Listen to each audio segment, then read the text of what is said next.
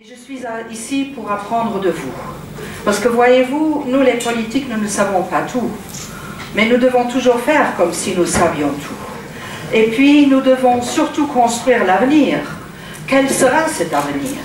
Parce que l'avenir que je construis sera le vôtre. C'est vous qui allez dans 5 ans, dans 10 ans, dans 15 ans, prendre les choses en main, prendre les décisions, être les maîtres de cette Europe, de ce continent, que notre génération a repris des générations passées et que nous laisserons dans l'état qui sera l'état lorsque nous donnerons le flambeau à vous autres. Et donc, pour pouvoir construire le fondement sur lequel vous pourriez ensuite continuer la construction, il faut d'abord que nous sachions qu'est-ce que vous voulez. Est-ce que nous voulez cette Europe qui a été construite depuis la Deuxième Guerre mondiale sur un continent qui n'avait que comme aspiration de faire de la gagner, de la perdre, et puis après quelques dizaines d'années de recommencer une guerre. Et bien, pendant la Deuxième Guerre mondiale, les pères de l'Europe, il n'y avait pas encore de femmes en politique, il y avait les pères de l'Europe ont décidé plus jamais ça. On va construire les choses de telle façon à ce qu'il n'y ait plus de guerre. Bon, vous allez me dire maintenant, ok, ça c'est de l'histoire ancienne, Cléopâtre et compagnie. Bien sûr qu'il n'y a pas de guerre sur le territoire européen. Bien sûr que nous avons la libre circulation qui est un droit. Bien sûr que nous pouvons étudier où nous voulons. Bien sûr nous pouvons faire tout ça. Et ensuite, est-ce que ceci est garanti? Est-ce que cette Europe ne pourrait pas se défaire comme elle a été faite? Quelle est cette Europe dans laquelle vous voudriez vivre, que vous voudriez faire évoluer? Quel est ce continent sur lequel vous allez vous sentir à l'aise? Qu'est-ce que vous voulez que notre génération vous donne en héritage? Et voilà, ça c'est la question de base. Et alors je vais faire ce que les politiques ne savent pas faire, m'arrêter de parler et vous écouter. Et pourquoi nous avons décidé de faire ça? Parce que, l'enquête qui vient d'être faite pour savoir est-ce que vous vous sentez européen n'était pas très représentative, parce que là presque tout le monde a levé le doigt. Les chiffres européens sont les suivants. Les 2/3 de nos populations, des 500 millions que nous représentons, se sentent européens, mais seulement 1/3 sait ce que ça veut dire.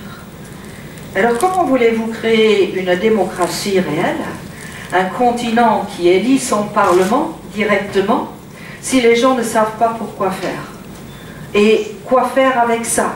Et ce que le Parlement va décider et où il va aller? D'où l'importance d'aller chez les citoyens et de les écouter. Les dialogues citoyens, nous les avons commencés en automne l'année dernière, en allant dans des endroits pas très confortables. J'ai commencé le premier dialogue citoyen avec 500 personnes dans une salle, et questions-réponses pendant 2 heures, dans le sud de l'Espagne. Eh bien, dans le sud de l'Espagne, les gens ont quelques petits problèmes de vivre dans le confort, comme on avait l'habitude de le faire. J'ai été en Grèce, j'ai été au Portugal, j'ai été en Autriche, j'ai été en Allemagne, j'ai été un peu partout, et je suis maintenant chez vous. Et je voudrais vous laisser la parole, pour que vous posiez des questions, et pour que moi, dans la mesure du possible, j'essaye de vous répondre, pour vous donner les bases de ce que nous faisons, pour vous dire aussi ce que je peux faire, et ce que je vais laisser à vous, pour que vous fassiez. Pour que je sache aussi de votre part ce que vous voudriez recevoir en héritage. Pas seulement quelles sont vos critiques par rapport à ce que nous faisons aujourd'hui et quelles sont les craintes que vous avez pour l'avenir, mais aussi, et ceci me semble d'une importance majeure, quels sont vos rêves d'avenir. Parce qu'on ne peut pas construire dans la vie si on n'a pas des rêves. Et il faut rêver cette Europe. Et il faut la construire. Alors, vos questions, s'il vous plaît. Je voulais demander, on constate que le taux de chômage est jusqu'à 25 ans augmente en Europe. Et je crois que pour moi et aussi pour certains d'entre nous, ceci peut nous faire peur. Car nous sommes en train d'étudier pour plus tard avoir un métier, mais est-ce que nous pouvons espérer de l'avoir? Que croyez-vous que les membres de l'Union européenne devraient faire pour nous garantir, si garantir n'est pas un peu trop utopiste, un métier plus tard, un emploi? Je crois que c'est la question de base que se posent les jeunes générations un peu partout.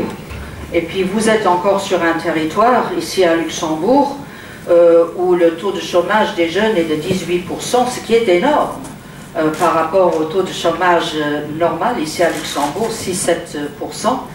Mais j'ai eu des dialogues citoyens dans des endroits où le taux de chômage des jeunes est de 60%, en Grèce par exemple. Et alors là, le sentiment, qu'est-ce que nous allons devenir, il est très négatif, vous pouvez vous imaginer. Moi, je pense que la pire des choses qu'on puisse avoir sur un territoire, dans une société, c'est que les jeunes générations pensent ne pas être voulues, ne pas être nécessaires. Parce que normalement, qu'est-ce qu'ils font les jeunes? Ils disent que tout ce qu'on a fait nous, on l'a eu faux, qu'ils vont tout changer et à partir de tout de suite, faire tout autrement. Et chaque société a besoin de ça, de cette expérience des jeunes qui disent on prend les choses en main et on les fait différemment. Donc la pire des choses pour quelque civilisation que ce soit, c'est des jeunes qui se sentent inutilisés, bon à rien. Et donc je crois que nous avons une responsabilité. Nous avons une responsabilité de faire de sorte à ce que ce continent fonctionne de telle façon à ce qu'il y ait un avenir. Or, on ne peut pas décréter la création d'emplois par une loi. Même si je fais une loi européenne disant maintenant on crée autant d'emplois, eh bien ça ne va rien changer. Je dois en tant que politique faire de sorte à ce que les conditions pour que de l'emploi puisse être créé soient telles que des entrepreneurs prennent le risque d'investir. Et c'est les politiques qu'on est en train de mettre en place. Et ça couvre à peu près tout. Dans mon domaine, par exemple, la justice, je viens d'expliquer au ministre des Affaires étrangères qui sont réunis à Kirchberg dans leur réunion de ce mois, qu'une justice qui fonctionne bien, et je sais qu'il y a beaucoup d'aspirants juristes parmi vous, est la garantie pour des investisseurs. Si un investisseur sait que le droit civil et le droit commercial ne fonctionnent pas, il ne va pas prendre le risque d'investir parce que peut-être il va se trouver devant une cour pendant 10 à 15 ans. Donc il n'investit pas dans les lieux où la justice ne fonctionne pas. Un exemple. Mais aussi, si un pays est trop endetté, et si les infrastructures normales, les écoles, l'enseignement, la santé, le transport ne peuvent plus fonctionner, eh bien alors on ne va pas investir parce qu'il n'y aura pas cette crédibilité d'un territoire qui fonctionne. Donc il faut mettre ensemble toute une panoplie de politiques qui sont des politiques économiques, des politiques énergétiques, des politiques de juristes, pour que cet environnement puisse véritablement fonctionner.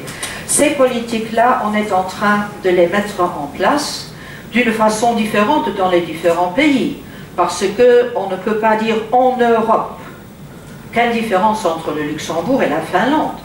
Quelle différence entre l'Allemagne et la Grèce? Donc les politiques dans un territoire ne sont pas les mêmes que dans un autre territoire.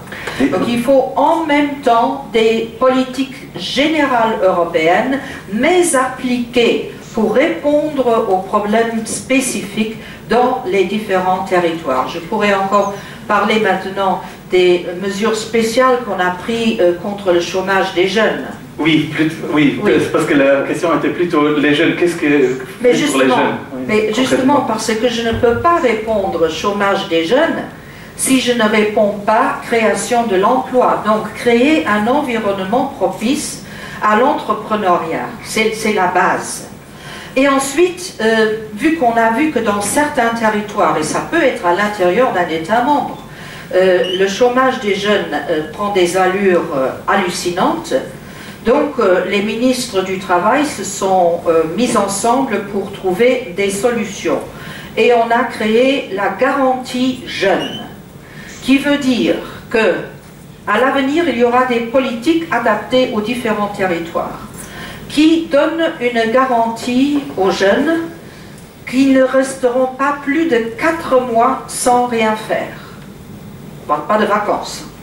Je parle de 4 mois après avoir perdu un emploi, après avoir terminé l'université et ne pas avoir trouvé un emploi, après avoir terminé sa formation professionnelle. Donc il y aura sur tous ces territoires où il y a plus de 25% de chômage jeune, cette garantie pour l'emploi des jeunes qui sera financée avec 6 milliards d'euros du budget européen. Donc on a mis en réserve 6 milliards d'euros pour aider ces territoires à investir dans cette garantie jeune. Ici j'ai quand même une petite question. Est-ce que vous dites qu'il y aura une garantie d'avoir un emploi? Non.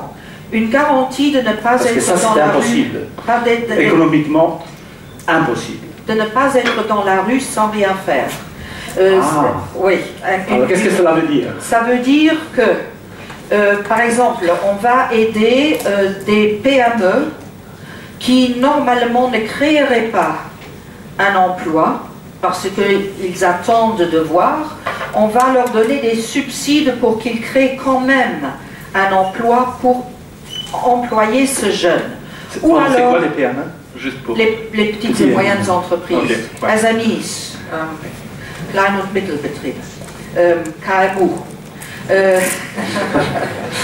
Op plötzlich wo ich einfach die Kleinbetriebe.